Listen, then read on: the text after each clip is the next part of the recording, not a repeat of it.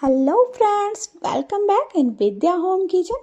तो आज है क्रिसमस और क्रिसमस स्पेशल स्नैक्स लेकर हम आ गए हैं आप सबों के सामने।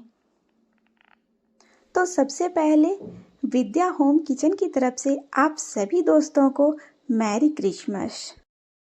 आज की ये स्नैक्स खाने में तो हेल्दी और टेस्टी है ही, और साथ में look wise just wow. Video को अंत तक देखिएगा और हमें यकीन है ये वीडियो आप लोगों को ज़रूर पसंद आएगी। तो प्लीज़ हमारे वीडियो को लाइक शेयर ज़रूर कीजिएगा और कमेंट करके बताइएगा रेसिपी आपको कैसी लगी। और अगर हमारे चैनल पर आप नए देख रहे हैं तो प्लीज़ हमारे चैनल को सब्सक्राइब कीजिएगा। Thank you. तो इस रेसिपी के लिए मैंने आलू को छील करके कट किया और उसे उबलने के लिए रख दिया है। थोड़ा सा मैंने एक चुटकी यहाँ पे नमक ऐड किया है और ये उबलेगी। जब तक आलू उबल करके तैयार होगी ना, तब तक हम लोग डो तैयार कर लेते हैं। तो यहाँ पे मैंने 1 से 1.5 कटोरी गेहूं के आटे ले लिए, स्वाद अनुसार उसमें नमक डाला और थोड़ा सा मैंने जीरा का पाउडर ऐड किया है और थोड़ा सा अजवाइन को मैंने क्रश करके इसमें ऐड कर दिया है। 1 पिंच यहाँ पर मैंने कलौंजी भी ऐड किया है और इन सबको मिक्स करने के बाद इसमें जाएगा ऑयल, जिससे इस आटे के डो में ना खास्ता आएगा। तो ये डो हम लोग ऐसा तैयार करेंगे जिस तरह से कि समोसे के लिए हम लोग डो तैयार करते हैं ना, उसी तरह से। तो मैंने यहाँ पे मैदा का इस्तेमाल नहीं किया है, सिंपल घर के जो आटे होते हैं ना, गेहूं के आटे, मैंने उसी का इस्तेमाल किया है और इससे बहुत ही अच्छी बन करके तैयार होती है। तो यहाँ पर थोड़ा थोड़ा पानी ऐड करते हुए हम एक टाइट डो तैयार कर लेंगे। तो यहाँ पर ये समोसे के लिए डो तैयार हो गया है और इसे अब हम लोग ढक करके 5 मिनट के लिए रेस्ट के लिए छोड़ देंगे। तो चलिए अब हम लोग आलू को चेक कर लेते हैं, वो उबल गई होगी। तो यहाँ पे देखिए ये आलू उबल गई है, ये अच्छे से कट रही है, बहुत अच्छे से दब रही है। दैट मीन्स कि ये अच्छे से पक चुकी है। तो आलू को निकाल करके हम लोग ठंडा होने के लिए रख देंगे और इधर हम लोग जो है एक मसाला तैयार कर लेते हैं इसके लिए। तो यहाँ पे मैंने एक नॉर्मल साइज का, मीडियम साइज का प्याज ले लिया है, जिसे मैं चॉप करके मिक्सर ग्राइंडर में डायरेक्ट डाल रही हूँ। साथ ही मैंने यहाँ पे थोड़े से लहसुन कतर करके डाल दिया है और थोड़े से मैंने यहाँ पे अदरक भी डाल दिया है। आधा चम्मच हम यहाँ पे साबुत जीरा डालेंगे, थोड़े से धनिया के पाउडर और थोड़े से हरे धनिया के पत्ते, और इन सबको जो है मिक्सर ग्राइंडर में हम लोग दरदरा पीस के तैयार कर लेते हैं। ये देखिए, तो इसे हमने पीस लिया है और ये तैयार है पीस करके। और चलिए हम लोग इधर क्या करते हैं ना, आलू ठंडी हो चुकी है तो आलू को हम लोग थोड़ा सा स्पून की सहायता से ही मैश कर लेते हैं। और इधर हमने चढ़ा दिया है कढ़ाई, उसमें डाला है थोड़ा सा सरसों के तेल, थोड़ा सा मैंने यहाँ पे हरी मिर्च ऐड किया है और थोड़ा सा मैंने यहाँ पे हींग डाल दिए हैं। और साथ ही बिना देरी किए हुए जो हमने पेस्ट बना करके तैयार किया था ना, उस पेस्ट को इसमें ऐड कर देना है और इन सबको अच्छे से ना लो टू मीडियम फ्लेम पे इसे भूनना है। साथ ही भूनते हुए हम लोग यहाँ पे स्वाद के लिए नमक ऐड करेंगे, थोड़ा सा हल्दी के पाउडर ऐड करेंगे और थोड़े से जीरे के पाउडर ऐड करेंगे और थोड़ा सा इसे हम लोग अच्छे से मिक्स कर लेंगे। मिलाते हुए हम लोग इसे 3 से 4 मिनट के लिए भूनेंगे लो फ्लेम पर। इसके बाद हम इसमें ऐड कर देंगे मैश्ड आलू। तो मैश्ड आलू को डाल करके इसे हम लोग अच्छे से चलाएंगे ताकि जो भी थोड़ी बहुत इसमें चंक्स रह गई हो ना, वो अच्छे से मैश हो। और इन सबको हम लोग साथ पोटैटो के साथ जो है ना अच्छे से भून लेंगे।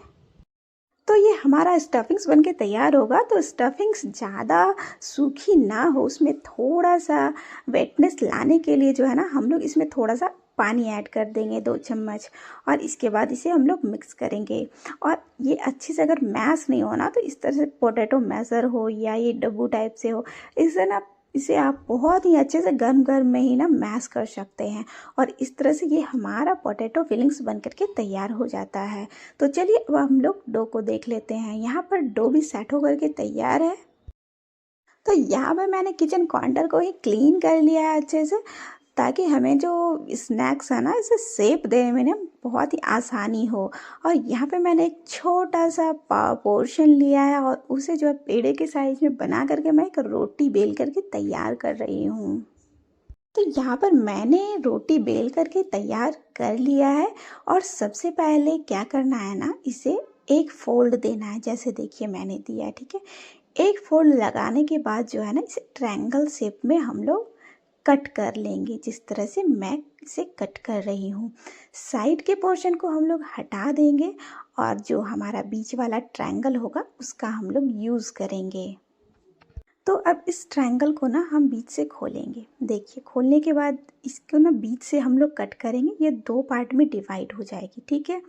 और इसी के ऊपर जो है ना अब हम लोग जो पोटैटो फिलिंग्स बना करके तैयार किया है ना, तो इसको ना एक पतला लेयर यहाँ पर हम लोग लगाएंगे और इसके बाद सेकंड वाले पार्ट से ना इसे हम लोग अच्छे से ढक देंगे। ढक करके अच्छे से थोड़ा सा इसे प्रेस कर लेना है सावधानी पूर्वक, और साइड से अगर डो निकलता है ना तो उसे हटा देना है। और इसके बाद देखिए इस तरह से हमें कट लगाना है, बीच का पोर्शन थोड़ा छोड़ करके साइड साइड से हमें इसे कट लगाना है। दोनों साइड से हम लोग कट लगा देंगे। साइज आप देख लीजिएगा, आप कितने बड़े ट्रायंगल ट्री बनाना चाहते हैं उसके हिसाब से आप लोग पतले पतले शेप में ना इसे दाग दे दीजिएगा चाकू की सहायता से।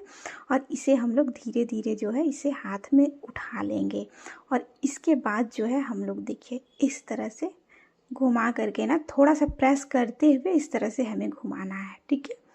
और दोनों साइड इसी तरह से हम लोग को घुमा लेना है और ये हमारा इस तरह का शेप बन करके तैयार होगा, ठीक है। देखिए उसको ना थोड़ा सा दबा करके आप लोग घुमाइएगा ताकि जो फीलिंग्स हो ना वो बाहर नहीं आए, बस उसी में रह जाए। और बीच से थोड़ा थोड़ा ना हमने इसे प्रेस कर दिया है, ठीक है, ताकि वो सेट रहे, कहीं इधर उधर ना जाए। और अब हम लोग ना सबसे पहले इसका जो है नीचे डंठल ये हम लोग लगा ले रहे हैं। एक छोटा सा पोर्शन मैंने कट करके निकाला और उसमें इसे हम लोग चिपका दिए। और अब हम लोग ऊपर स्टार बना करके तैयार करते हैं। तो एक छोटे साइज का हमने लिया पेड़ा और उसे जो है इस तरह से हमने घुमा घुमा के पेड़ा स्टार शेप मैंने दे दिया है। और अब इसे जो है हम लोग ट्री के हेड के ऊपर इसे चिपका देंगे। ध्यान रखिएगा यहाँ पे इसको जो नीचे का पोर्शन है और अपर पोर्शन है, इसको चिपकाने के बाद ना क्या कीजिएगा, एक लौंग लीजिएगा और उसको ना पिनअप कर दीजिएगा। तो इससे क्या होगा ना कि ये स्टार जो है ना ये बाहर नहीं आएगी, वो जब हम लोग फ्राई करेंगे ना इसे तो उसमें चिपकी रहेगी। और ऐसे अगर आप करेंगे ना हो सकता है ये फ्राई होने के टाइम स्टार आपका बाहर आ जाए। और अगर आप लौंग डाल देंगे, स्टिच कर देंगे, तो ये प्रॉपरली इसमें बनी रहेगी। तो मैं यहाँ पर आपको दूसरी ट्री भी बना करके दिखा रही हूँ ताकि आप बहुत ही अच्छे से इसे समझ सके और आसानी से इसे अपने घर पर बना सकते हैं। तो इस तरह से हम लोग बनाएंगे। बस इसमें ध्यान ये रखना है ना, इसका जो आप स्टफिंग्स बनाएंगे ना वो थोड़ा गीला टाइप का होना चाहिए, वो सूखा भुरभुरा नहीं होना चाहिए। गीला रहेगा ना तो ये अंदर में ये चिपकी रहेगी, वो बाहर नहीं आएगी। तो देखिए यहाँ पर अब हमारा लगभग दूसरा ट्री भी बन करके तैयार होने वाला है। तो इस तरह से आप लोग भी अपने घर पे क्रिसमस स्पेशल स्नैक्स बनाइए और इन्जॉय कीजिए बच्चों के साथ। बहुत ही अच्छा लगता है जब हम लोग कुछ नया बनाते हैं ना, कुछ नए तरीके से, तो खाने वाले भी खुश हो जाते हैं और बनाने वाले की तो खुशी का ठिकाना नहीं रहता है। तो यहाँ पे मैंने सारे ट्री बना करके तैयार कर लिया और अब हम लोग चलिए इसे फ्राई कर लेते हैं। तो यहाँ पे मैंने गर्म कर लिया है कढ़ाई और उसमें डाल दिया है ऑयल। ऑयल जब अच्छे से हीट हो जाए ना, इसके बाद हम लोग लो फ्लेम करेंगे और लो फ्लेम करने के बाद ही हम इस ट्री को तेल में ऐड करेंगे। इसे पलटने में जल्दीबाजी नहीं करना है, इसे लो फ्लेम पे ना अच्छे से पकने देना है और इसके बाद हल्के हाथों से इसे पलटना है।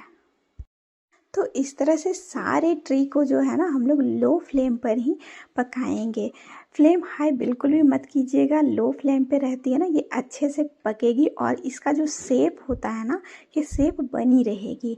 आप फ्लेम अगर हाई कर देंगे ना, तेल ज़्यादा गर्म हो जाएगी तो इसका शेप बिगड़ सकता है, इसलिए लो फ्लेम पे ना इस स्नैक्स को बनाना है।